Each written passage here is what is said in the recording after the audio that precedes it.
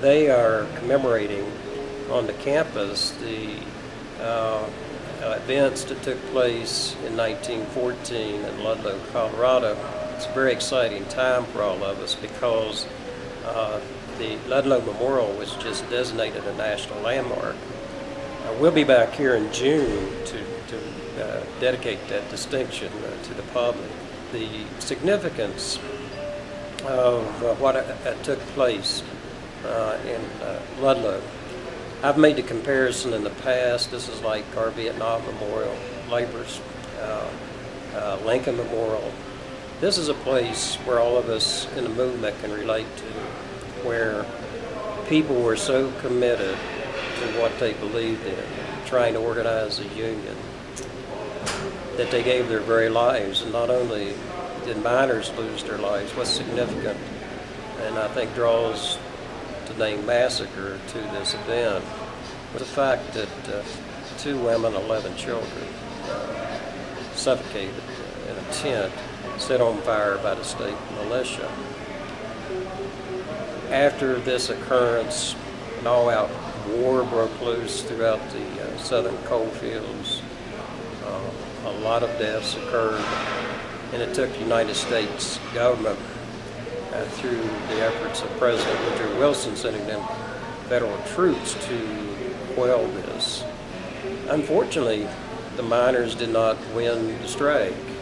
People sometimes say, well, you didn't win what you sought or seeking, so therefore it's not a success. That's not true in this regard.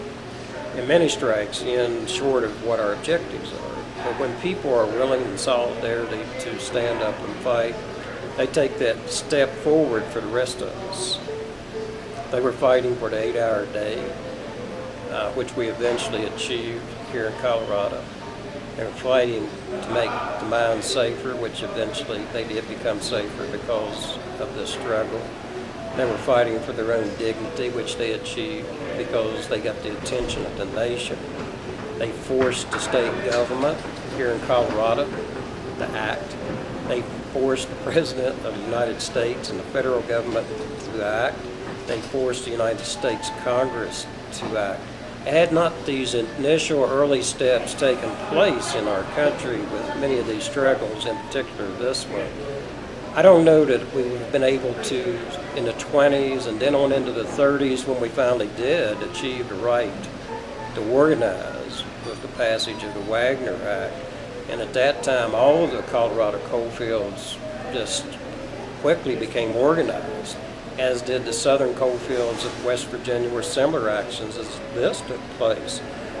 For the most part, all of the coal fields in the United States became organized when workers had a legal right for the first time in this country to join a union. Of course, that was short-lived. In 1947, 12 years later, the passage of the Taft-Hartley Act gave back many of the gains of the Wagner Act. Now we find ourselves in this struggle similar to what the miners back at Ludlow faced, but only people aren't shooting at us. But the operators, the business community, the Chamber of Commerce, their reaction to workers having a right to freedom of choice, to join a union and bargain collectively together and stand in solidarity together, their reaction to this is very simple.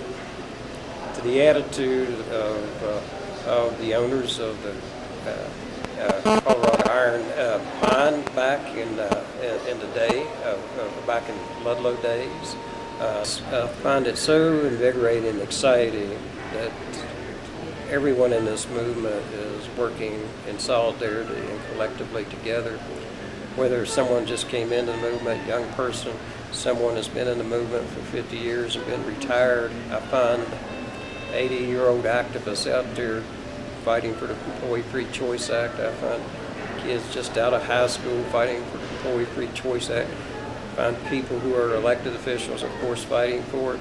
Everyone is totally and completely committed to this, and this is what it's going to take. And it always is true. When we all stand together in solidarity and unity, there's nothing we can't achieve.